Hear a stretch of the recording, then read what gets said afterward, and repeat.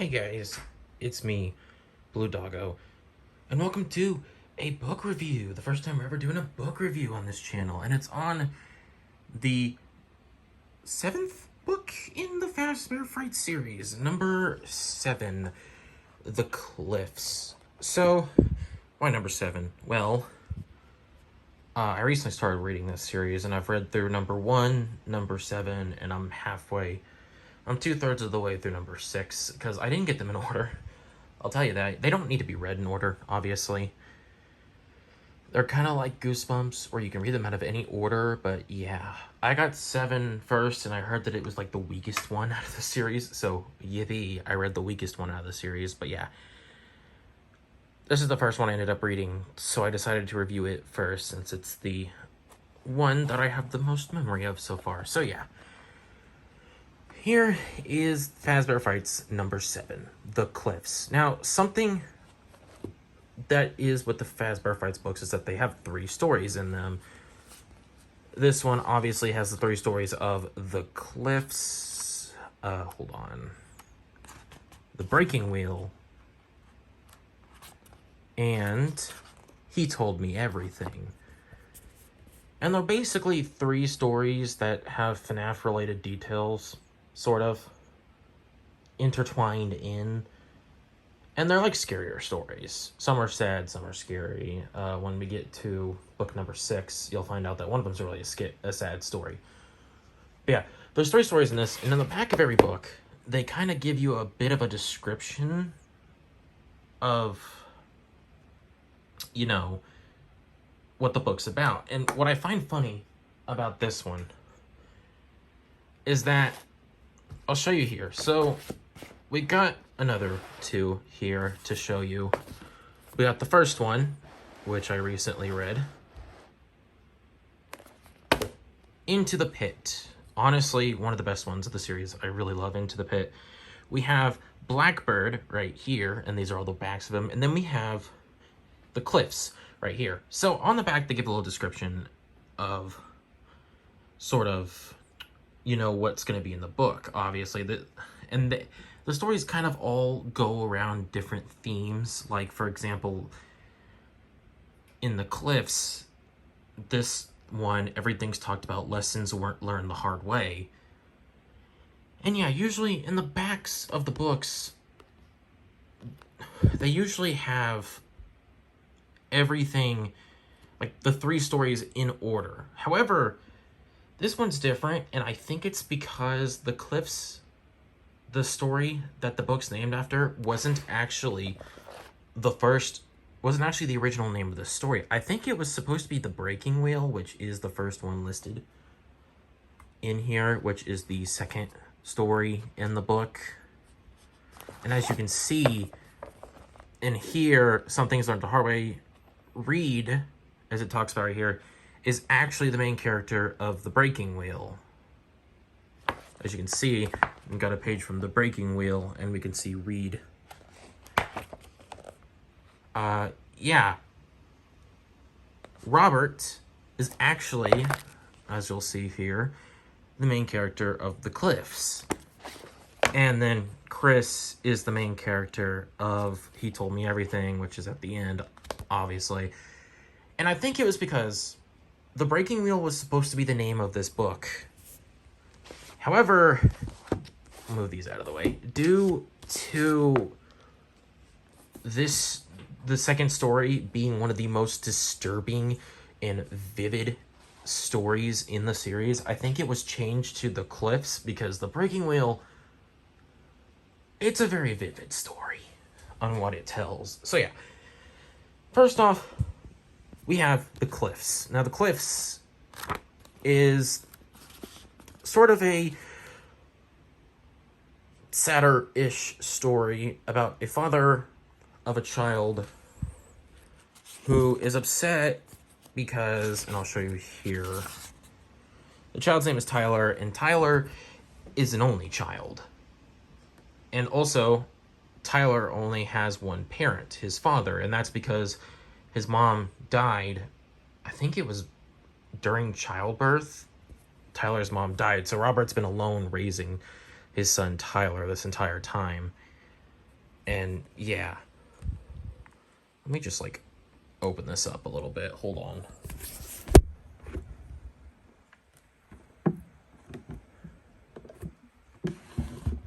Let me just have the book here on my computer as a little backboard.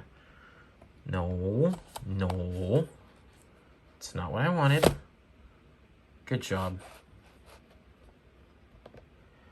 But yeah.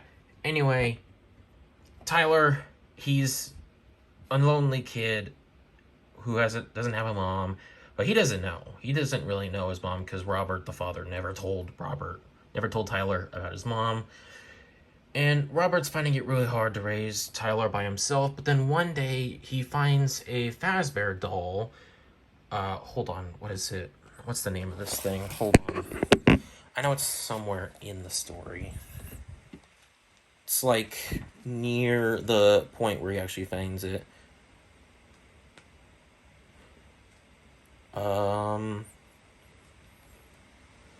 Yeah. They call it the Tag-Along Freddy doll.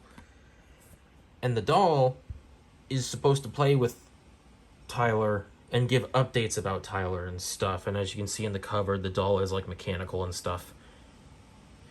And yeah.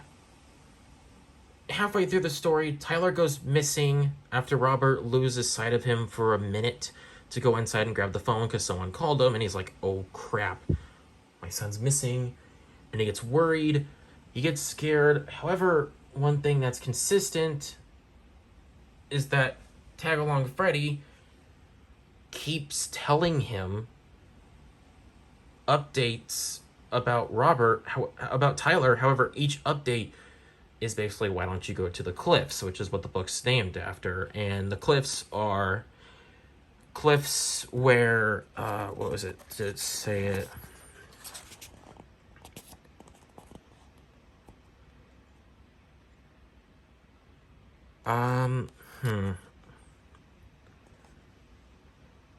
Jumper's Cliff. Or this is it right here. Jumper's Cliff. Teenagers gathered there and creeped each other out with scary stories. Younger kids whispered that the ghosts of the departed still haunt the place where they had chosen to make that final leap. So basically, these cliffs are suicide cliffs, which is a dark tone. But yeah. And so Robert keeps getting the same message from the bear, Tag-Along Freddy. I'll find it in the book. Tag-Along Freddy leaves messages to Robert, and he keeps getting the same message, why don't you go to the cliffs? And Robert keeps thinking the bear's telling him to kill himself because he's been a bad father, a neglectful father.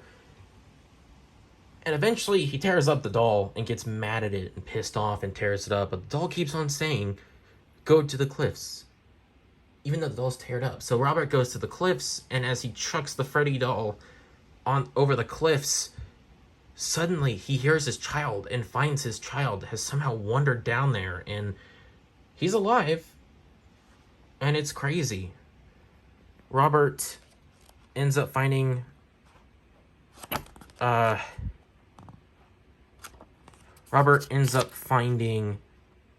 Tyler at the bottom of the cliffs, and at that point Robert decides to tell Tyler who his mom is and basically gives details about his mom, and that's kind of where the story leaves off. It's kind of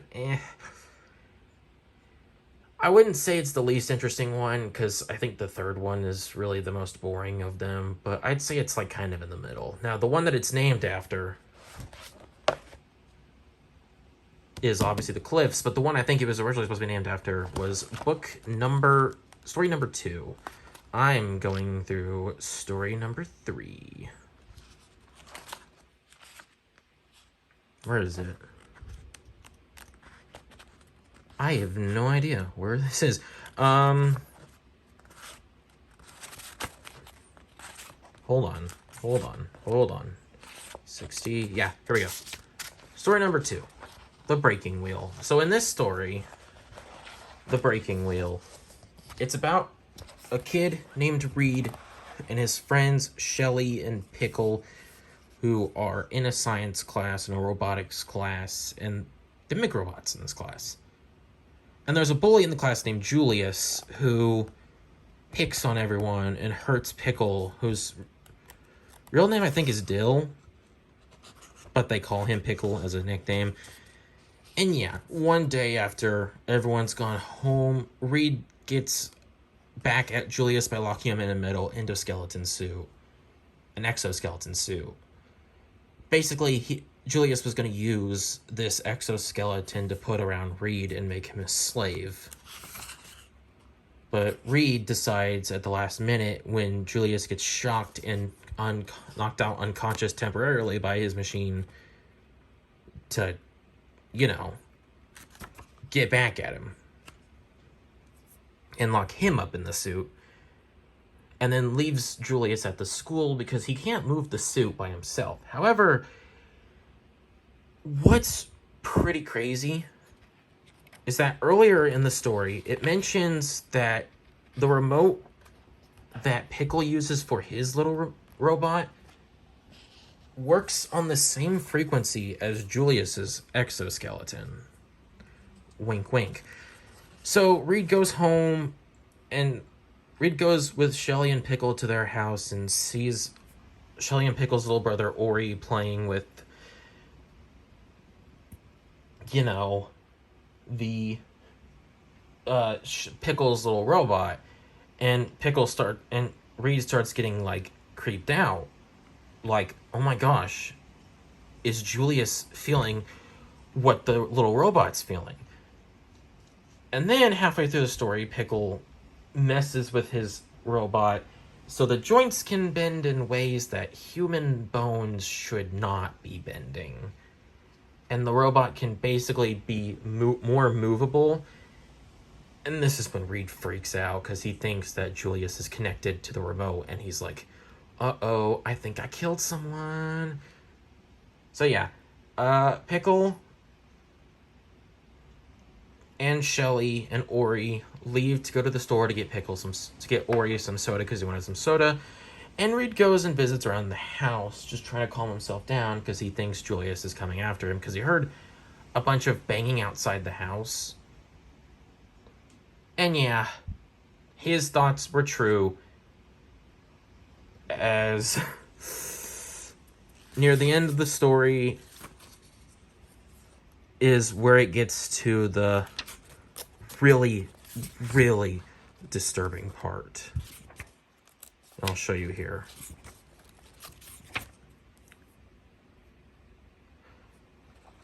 Where is it?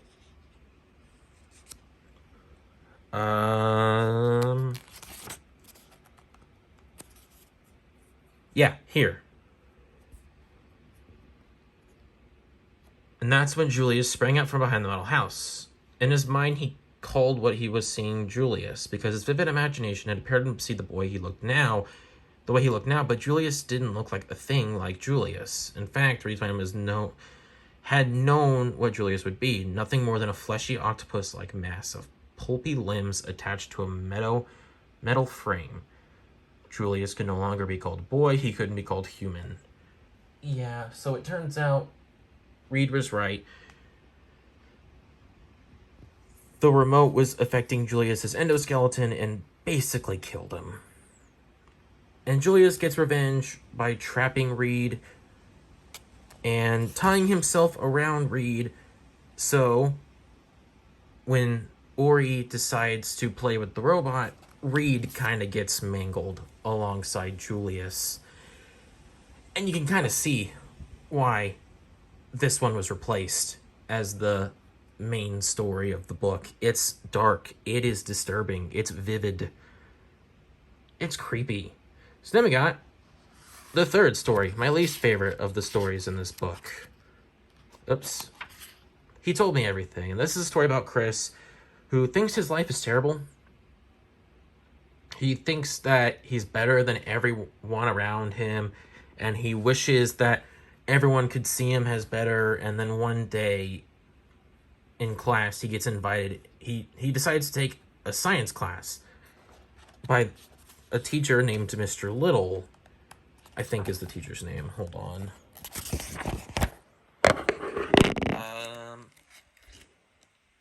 Yeah. He joins a science class of a teacher named Mr. Little. And Mr. Little every year holds a lock-in, which basically